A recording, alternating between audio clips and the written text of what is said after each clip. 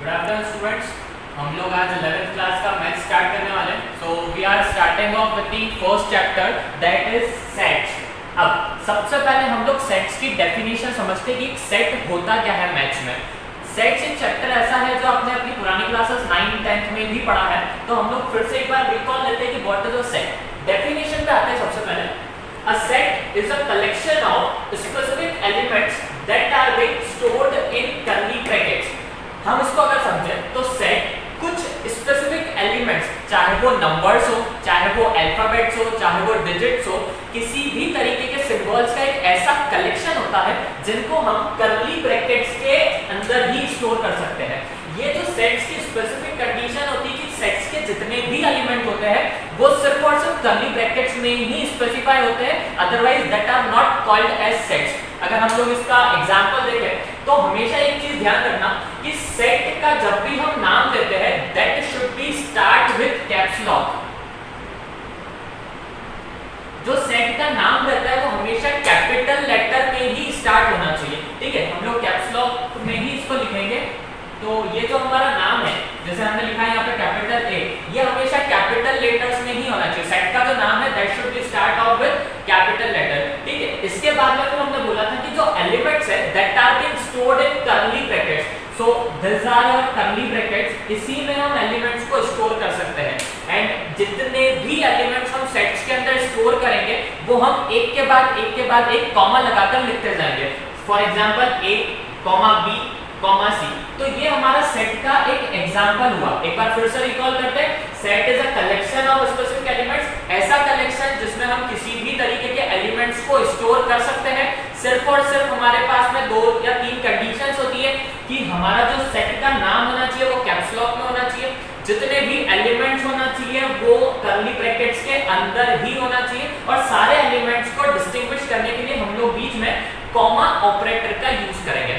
It is clear? Next, अब हमारा जो सेट होता है ना, सेट को रिप्रेजेंट करने के हमारे पास में 2 तरीके होते हैं।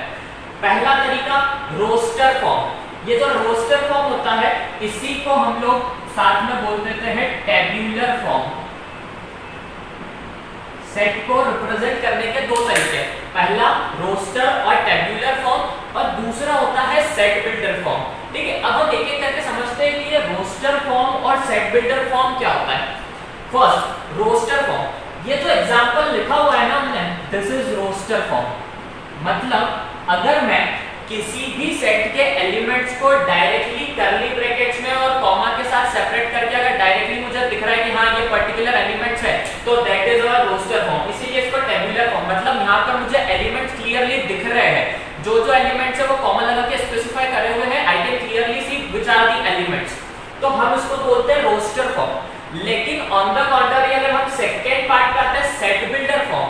अब सेट बिल्डर फॉर्म क्या है, नाम से क्लियर है हमको, सेट को बिल्ड करने वाला form, that is set builder form. मतलब अगर मैं अब एक एग्जांपल से हम लोग इसको समझते हैं, मैं यहाँ पे इसको रफ करता हूँ, अब इसके आगे एक एग्जांपल से हम लोग समझते हैं। रोक दूं क्या? हो गया ना, बढ़िया हो गया ना मोबाइल।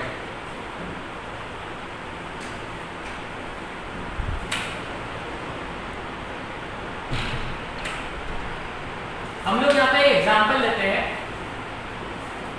हमने एक सेट बनाया जिसमें हमारे पास इंग्लिश अल्फाबेट के 5 लेटर्स हैं, that are A, E, I, O, U. तो ये हमारा हो गया रोस्टर फॉर्म कि हमको साफ साफ 5 एलिमेंट दिख रहे हैं, ए, ई, आई, ओ, यू। लेकिन अगर मुझे इसी सेट को सेट बिल्डर फॉर्म में लिखना है, मतलब अब मुझे क्या करना है, मुझे एक ऐसा फॉर्मेट बनाना है, ऐसा एक स्टेटमेंट बनाना है जिससे मैं ये एलिमेंट्स को स्पेसिफाई करवा सकूं। ठीक है, अब देखिए सेट बिल्डर फॉर्म, नाम से क्लियर है, सेट को बिल्ड करने वाला फॉर्म। तो हम लोग यहाँ पे क्या करेंगे, जैसे ये एलिमेंट्स है तो हम लोग इस पे लिख सकते हैं x is such that x is a vowel in English alphabet। x is such that x is a vowel in English alphabet। अब इसकी हेल्प से हम लोग यहाँ पे सेट बना सकते हैं। हमको बोल दिया गया कि एक्स एक ऐसा सेट है जिसमें इंग्लिश अल्फाबेट्स के वॉवेल आ रहे हैं। अगर अब वॉवेल आ रहे हैं तो हम लोगों को पता है बहुत अच्छे से कि इंग्लिश अल्फाबेट्स में वॉवेल कौन कौन से होते हैं, ए, ई, आई, ओ, यू। तो अगर हमको डायरेक्टली एलिमेंट्स दे के रखे हैं तो हम लोग उसको बोलेंगे रोस्टर फॉर्म। और अगर मुझे एक ऐसा स्टेटमेंट दे के रखा है जिससे मैं सेट को बिल्ड कर सकूं, so that is our set builder form. तो अभी हमने आज क्या देखा, सेट की डेफिनेशन देखी इस वीडियो में, सेट को रिप्रेजेंट किस तरीके से करते हैं वो वाला पार्ट देखा, और सेट को रिप्रेजेंट करने के दो तरीके देखे। पहला रोस्टर फॉर्म जिसको हम टेबुलर फॉर्म भी बोलते हैं, जिसमें हम डायरेक्टली एलिमेंट्स को स्पेसिफाई कर देते हैं। दूसरा होता है सेट बिल्डर फॉर्म जिसमें हम ऐसा स्टेटमेंट क्रिएट कर देते हैं जिससे सामने वाला आसानी से सेट के एलिमेंट्स को स्पेसिफाई कर सके। क्लियर है? हम लोगों ने उसमें यह पढ़ा था कि सेट की डेफिनेशंस क्या होती है, उसका रिप्रेजेंटेशन किस तरीके से होता है, और हम लोग सेट को किस तरीके से डिनोट कर सकते हैं। आज हमारा जो टॉपिक है, हमको पढ़ना है टाइप्स ऑफ सेट्स। ठीक है, तो टाइप्स ऑफ सेट्स में हम लोग स्टार्ट करते हैं। सबसे पहले टाइप्स ऑफ सेट्स में आता है empty sets. What are empty sets? इसको नल सेट भी बोला जाता है। ठीक है, तो सबसे पहले हम लोग स्टार्ट करेंगे एम्प्टी सेट से। अब एम्प्टी सेट क्या होता है? ऐसा सेट जिसमें एक भी एलिमेंट प्रेजेंट नहीं होता है, ऐसा सेट जो पूरी तरीके से खाली होता है, that are known as empty set. ठीक है, फिर नेक्स्ट इसके बाद अब आते हैं हम फाइनाइट सेट। फाइनाइट सेट, अब देखो नाम से ही क्लियर है, व्हाट आर फाइनाइट सेट?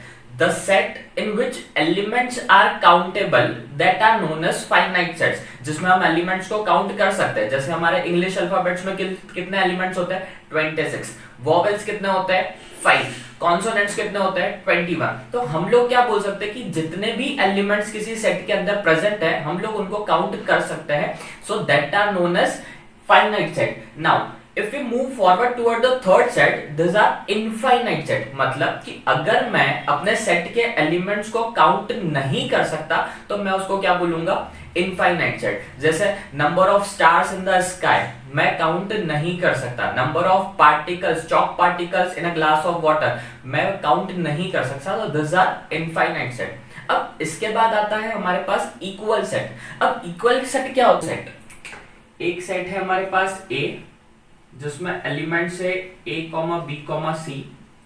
एक सेट है हमारे पास b जिसमें एलिमेंट्स है 1, 2 और 3।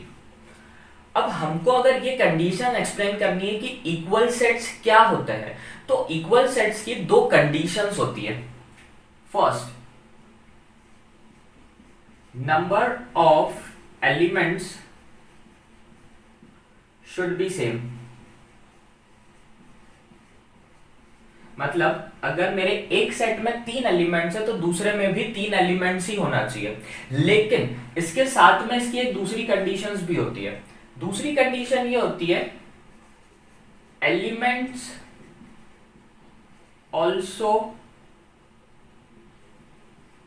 Equate each other irrespective of the order। इसका ये मतलब होता है कि जो एलिमेंट्स ए सेट में प्रेजेंट है वही वाले बी में भी प्रेजेंट होना चाहिए। जैसे कि यहां पर ए सेट में एलिमेंट्स है a, b, c, लेकिन हमारे बी सेट में एलिमेंट्स क्या हो गए? 1, 2, 3। तो हम लोग बोलेंगे ये इक्वल सेट नहीं है। क्यों? क्योंकि एलिमेंट्स की काउंटिंग तो सेम है, यहां पर भी 3 है, यहां पर भी 3 है, लेकिन यहां पर ABC और यहां पर 1, 2, 3 है। अगर यहां पर भी ABC होता तब मैं बोलता कि हमारे दोनों सेट्स क्या है?